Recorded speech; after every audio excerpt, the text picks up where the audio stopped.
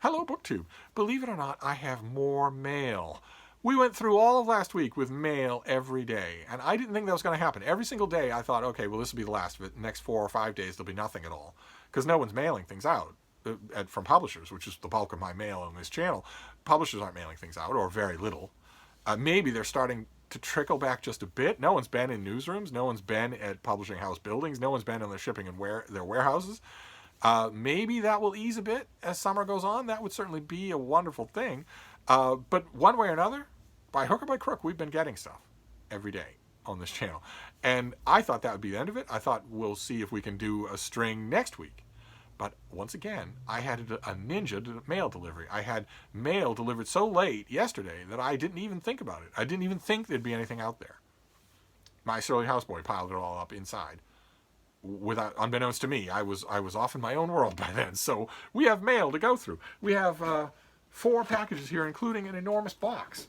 The first 2, I think, are from publishers. Let's see what we have here. I'm just gonna, I can't believe that our mail streak is continuing even to Sunday, but let's see what we have for this first one. It's a finished copy. Oh, great. Okay.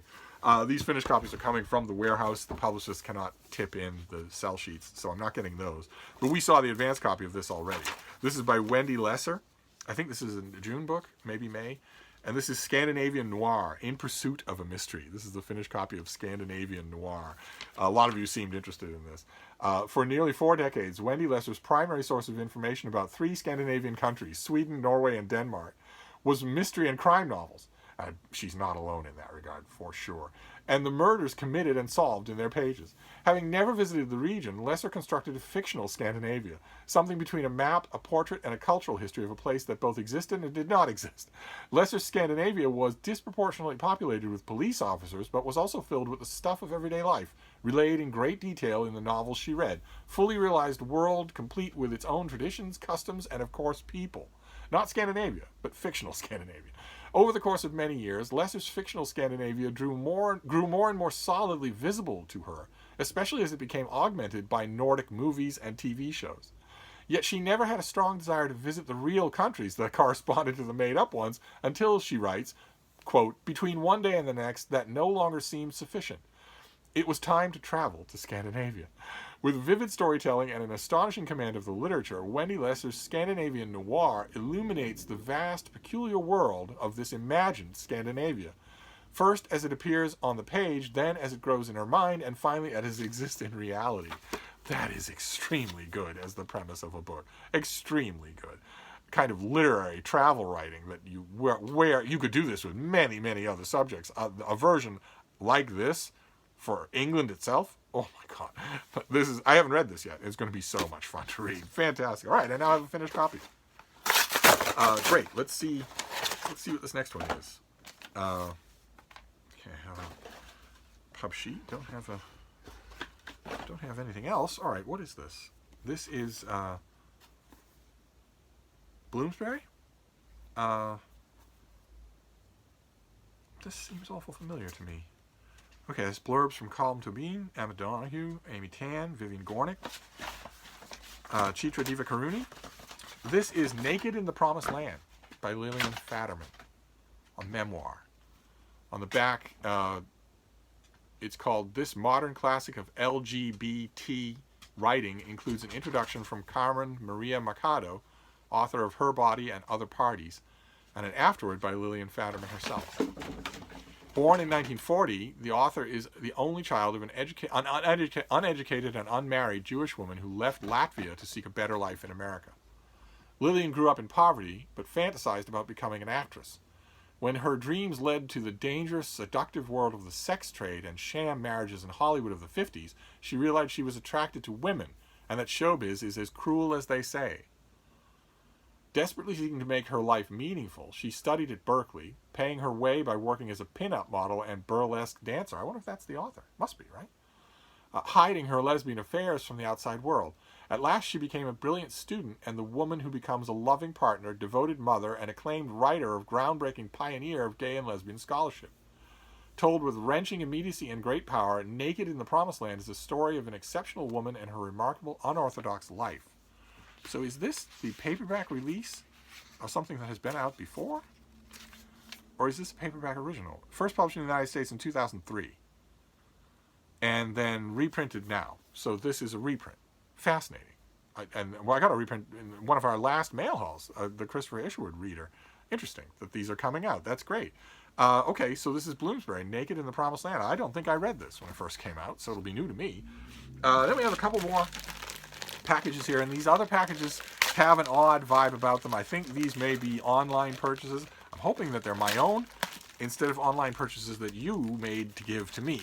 I'm hoping that these aren't presents, because I've had quite a few presents. I mean, part of me, of course, is hoping that they are presents, because it's wonderful to get presents. But you people shouldn't be spending money, much less anything else. But let's see what this next one is. Oh, okay.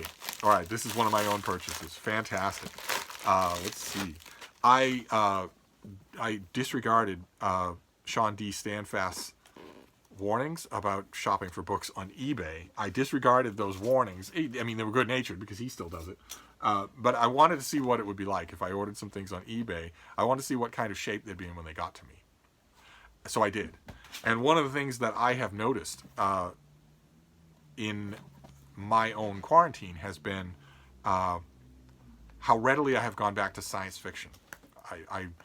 I love science fiction, of course, and I was introduced to science fiction in short stories, not in novels. I came to the novels after that, and have loved a great many novels, but for me, science fiction at heart is always short stories. So when I started to feel the urge to go back to science fiction here at Hyde Cottage, I was ransacking the place for science fiction anthologies, and I realized that I don't have many of them, which is really bad. So I went on eBay to test whether or not some of Sean's horror stories might happen to me. And I ordered a few science fiction anthologies from the great Gardner Dozois. The great late Gardner Dozois made a science fiction anthology, a big brimming thing, every year for 30 years, 35 years. And here's another one. This is the 17th annual collection, the year's best science fiction 17th annual collection. And this is, it has no internal highlighting. That was a no-go for me, so I was hoping that all these sellers would be right about that when they said it. This is This is just fine to read as a reading copy. You wouldn't want to collect it. The spine is wrinkled. The plastic covering is definitely, coming off. And it has a few stickers that will readily come off. But this is just fine. This will hold up to many, many rereadings. Great. Okay, fantastic. And not only that, but these are just what I want to read. These are what I want to be reading right now. So all the better that this is here. Fantastic. And then we have a box, a big heavy thing. That has been, hi baby, that has been, the bean is very interested in the box, but I don't know that I'm going to be able to give this to you, little girl. The box has been very elaborately sealed, and publishers know that is not necessary, so they don't do it. So this is either a gift from one of you, or another online purchase of some kind. Baby, your nose is right in the way of these scissors. And your Auntie Sue Morrow is watching. She's not going to like that. She doesn't like it when I use scissors. She's not going to like you being anywhere near them. Let's see what we have here in this box. It's very heavy. Baby, will you relax? Oh my God, this dog is so excited. She'd think there's dog treats in here. I don't think there are, baby. I think this is full of books. And I don't think you like books. All right, now we have access. What have we got? Oh, fantastic. Okay, all right. This I also ordered. I ordered this as well. This is more science fiction anthologies. Fantastic. Oh my. Let's see what we have here. So I ordered, this is a classic. It's also Gardner Dozois, but it's not one of his annual collections. This is a standalone classic that he did. Classic, modern classic short novels of science fiction. All you science fiction fans will know this. This has been around forever and ever. And I've had it. I've had I've had this copy many times. It's the sort of thing I would grab. This has all sorts of great stuff in it. Instead of the stuff that Dozois thought was great that year in the science fiction periodicals, this has stuff, quite a few of the things in here have stood the test of time. They are known to be classics. You have Jack Vance, Poul Anderson. You have On the Storm Planet by Cordwainer Smith, which I have in no other format. You have Samuel Delany, Brian Aldiss, The Merchants of Venus by Fred Pohl, The Death of Dr. Island by Gene Wolfe, not to be confused with his other novella, The Island of Dr. Death. You have Where Late the Sweet Bird Sang by Kate Wilhelm, widely regarded as one of the great science fiction novellas of all time, and one of the great things she ever wrote. Souls by Joanna Russ, also fantastic, an incredible story. Let's see here. Lucius Shepard, you have Sailing to Byzantium by Robert Silverberg. Mr. Boy by James Patrick Kelly. And Wild for to Hold by Nancy Kress. So you have Nancy Kress, Joanna Russ, and Kate Wilhelm in here, and all three of them have great novellas. This is going to be so much fun to reread. And this is not in perfect condition. It's a reading copy, as collectors would say. But I would have bought this for $5 at the Brattle, absolutely. So that's in here, but there's more in this box. This is... okay, then we have the year's best science fiction. Wow, I didn't know this would be a hardcover. Wow, this is the third annual collection, Gardner Dozois. This is a hardcover of the third annual collection. And it's a little beaten up, as you can tell, but far more seriously for this one, this is about ready to give up the ghost. This is about ready to detach from the back of the book. The boards of the cover are about ready to detach. And there was no mention of that in the seller's description. Certainly no picture of it. So I'm going to have to... I don't know what I'm going to do there. I'll maybe lay down some paste or something like that to try and get a little use out of this. It was dirt cheap, but still, I wouldn't have got it. I wouldn't have even got the collection if the collector had mentioned that. Oh, okay. This is Gardner Dozois again. This is Oh, what have we got here? Okay, oh, fantastic. All right, this is Modern Classics of Science Fiction, edited by Gardner Dozois. Again, you science fiction fans will know this because this is a standard anthology. What have we got in this one?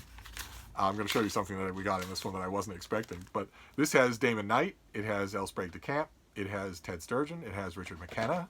This has Mother Hitton's Little Kittens by Cordwainer Smith, a much better known story of his that I have in his anthology. This also has Jack Vance, Keith Roberts, Roger Zelazny, Samuel Delaney. Here it's Driftglass. That's great. I don't have that in any other format. Brian Aldiss. Here for the Gene Wolfe is the fifth head of Cerberus. Notice some of these names come up because these are great science fiction authors. These are widely regarded as the greatest science fiction authors. There's some names in here that aren't, but there are plenty that are. Here you have Nobody's Home by Joanna Russ, another great novella that I haven't read since I read this first book when this first came out. Here you have Her Smoke Rose Up Forever by James Tiptree. The Barrow by Ursula Le Guin. The Ugly Chickens by Howard Waldrop, which I have praised on this channel before, a science fiction story that has almost no science fiction in it. It's an alternate history story, really. But I only have it in one anthology, and in that anthology, Universe 10, Terry Carr's Universe 10, I think is where it occurs. I'm not all that happy about most of the other stories in that anthology, whereas this is full of great stuff. So now I have that in an anthology I can go back to for everything else. Jack Dan is in here. Lucius Shepard is in here. Their names have sort of faded. Pat Cadigan is in here, and he's John Kessel. These people have faded. But there's also in here something called The Winter Market by William Gibson, who wrote Neuromancer. And Chance by Connie Willis. Michael Swanwick. Dory Banks by Bruce Sterling. Wow, this is going to be so much fun to go through. And this one's in perfect condition. This is not in perfect condition, not the way a book collector would call it. But it doesn't have a structural defect like that last one. And then we do the last one in here. And then we'll be done with this. I've got these styrofoam eggs that Frida is showing an inordinate interest in. No, baby. No. Oh, great. Okay. Oh, bye. Okay, now, Sean Standfast and other collectors would not be happy with the collection, the condition of this thing. And the condition was, the seller was not forthright about the condition of this. This is the dust jacket's in a lot worse condition than I was told. But this is another great collection by Gardner Dozois. This whole thing is Gardner Dozois, and this is the good stuff. Another big collection of science fiction that a lot of science fiction fans will know. And this is great because now I have standard anthologies that I can read to my heart's content while I'm in quarantine. This has the good old stuff and the good new stuff, and it has just a huge number. Who is in here? Your science fiction fans are going to want to know. Let's see here. The good old stuff is A.E. Van Vogt, L. Sprague de Camp, Jack Vance again, C.M. Kornbluth, Lee Brackett, Murray Leinster. Oh my God, some of these people just have not survived, and some of them justifiably so. They have not. Poul Anderson is in here. The Man in the Mailbag by Gordon Dixon. Mother Hitton's Little Kittens makes a second appearance by Cordwainer Smith. Those of you who don't know, you're classic giants of science fiction. The fact that Gardner Dozois would put that same story in two different anthologies might tell you that it's worth your time to read. It very much is. What else have we got here? Kind of Artistry by Brian Aldiss. H. Beam Piper is in here. Oh my God. Then there's Semley's Necklace by Ursula Le Guin. I haven't read that in forever. Moon Duel by Fritz Leiber. The Doors of His Face, The Lamps of His Mouth by Roger Zelazny. A terrific story. I have only one problem with it, but it's a terrific story. And Mother in the Sky with Diamonds by James Tiptree, which is not one of my favorite of hers, but that's okay. And then we'll see what the new stuff is, and then we'll wrap up. The new stuff is, and the curiosity here is that the new stuff, this thing came out, 40 years ago? So the new stuff will now be old. These people will be old and established figures. John Varley, whose novels, Titan and whatnot, are gone. No one reads them. No one thinks about them. They're never reprinted anymore. It's kind of a shame. George R.R. Martin is in here. The Way of Cross and Dragon, a terrific story. No hint in any of his original science fiction of what he would become. Let's see here. Bruce Sterling is in here. Michael Swanwick. The Blabber by Werner Vinge, who went on to write a gigantic, epic science fiction novel. The Return of the Kangaroo Rex by Janet Kagan. Janet Kagan is not remembered. Wow. Prayers on the Wind by Walter John Williams, who did a couple of first-rate novels that are totally forgotten. He is a really good science fiction author who no one remembers. That's a shame. Great to see him in here. Let's see here. Maureen McHugh, G. David Nordley, Robert Reed, an institution of short stories in Asimov's. Here he has a short story called Guest of Honor. George Turner, Stephen Baxter, wow, Tony Daniel, Paul McAuley, Peter Hamilton, Mary Rosenblum. A lot of these new stuff authors I don't know, haven't followed their career at all. This one's, the dust jacket is going to need some love and care, but the book itself is just fine, and it doesn't have anything in it. No note from the seller, no bookmarks or anything. But Modern Classics of Science Fiction did have something in it. It had a card. Love, Mom, is what it says. That obviously no one has bothered to look at this book. The seller didn't take this out. No one's bothered to flip through this book since its recipient read it, I hope, with great joy. So, and it just happens to be, it could be cats. It could have been dolphins. Instead, the card has dogs on it. So it will stay as the bookmark for this anthology. Well, okay, there you go. So my second foray into eBay, I would rank as relatively a success. This is going to need a great deal of love and care to fix the dust jacket. This is going to need a little bit more, but it's in fine shape, and all of you old science fiction fans are looking at these things and just nodding, because like me, you've seen them a million times in bookstores, in used bookstores. And then the third year's best science fiction, that's going to take a little bit more work. I don't know if this is going to be salvageable to read the whole thing. We'll see. I'll do my best. And then modern classic short novels of science fiction, also Gordon Dozois, also a well-known collection. And the year's best, this is the 17th annual collection. I'll probably be annoyed by these wrinkles. I'll probably pull that plastic off. So that is enough science fiction anthologies to last me a good long time. I'm going to enjoy the heck out of rereading these things. And then a reprint of a memoir, Naked in the Promised Land, from the publisher, and Scandinavian Noir in a finished hardcover. So there you go. A Ninja mail haul of epic proportions. My science fiction collection has now doubled. That is just great. I'm so happy about that. And I'm also fairly happy with the ordering experience. This hasn't been that bad. There's only one of these. I don't really care about dust jackets. I can fix them. The only one that bothers me is the one where the pages are about, the book is structurally defective and should not have been sold. But that's 1 out of 5. I'll take it. So I might try this experiment again. In the meantime, I'm going to wrap this up, and I will see you soon. Thank you, BookTube.